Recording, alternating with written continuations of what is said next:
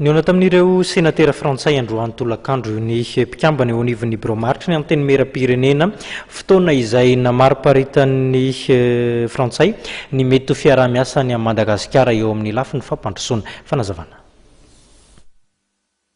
Senatera efatra avy any Frantsa no nitsidika ny antenimierampirenena androany tolakandro teny amin'ny lapan'ny zaza. Nisy arak'izany ny fampiresana mahakasika ny mety fiaraha-miasan'i Madagasikara sy Frantsa indrindra eo amin'ny resaka fampandrosoana ny Madagasikara. Raha nambaran'ireo mpikambana ao amin'ny birao maharitry ny antenimierampirenena dia voaresaka tao anatin'izany momba ny fiadiana amin'ny kolikoly. Ny zavatra nisy teo zany dia échange hoe fifanakalozana entre ny parlement frantsay izay hitantsika eo moa zany fa senatera zareo zany hoe chambre haute any France sy ny parlement malagasy ny chambre haute ety amintsika moa zany hatreto aloha mbola tsisy fa ny chambre basse no misy dia ny député dia ny échange teo moa zany dia hoe zareo manana groupe d'amitié dia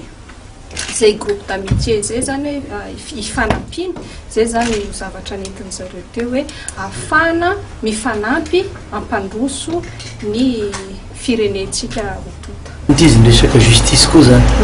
satria be dia be loatra izy le corruption eto aminareo zay mametraka fa tsy misy fandrosoana raha vao misy lay kolokolo zany dia tsy ny fampiresahana teo aby zay dia miresaka échange zay moa zany tsy maintsy ho atao satria zareo amin'ny parlement amin'ny chambre haute moa zany isika eto amin'ny chambre basse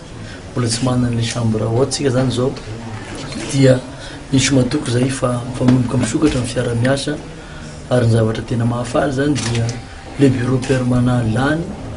amin'ny fomba démocratique teto dia najainy satria araka ny voalazany dia sy azony exécutif idirana mihitsy ny acte parlementaire profim'izany raha nisy consulat d'ambassade ny Frantsa teo dia tsy niteny izy voninahitra ao antsika malagasy iray manontolo no nahatongavan'ireo parlement frantsay ireo satria mametraka ny fiarahana zany hoe efa reconnu le gouvernement malgasy reconnu l'Assemblée nationale ka dia ifototra ny fampandrosoana amin'izay zany tsika zany zao araka ny teny Nicolas hoe la route avance. Raha izay ny eo amin'ny sehatry ny parlementa malagasy frantsay dia mbola sehatra hafa koa ny eo amin'ny gouvernementa firenena roa tonta.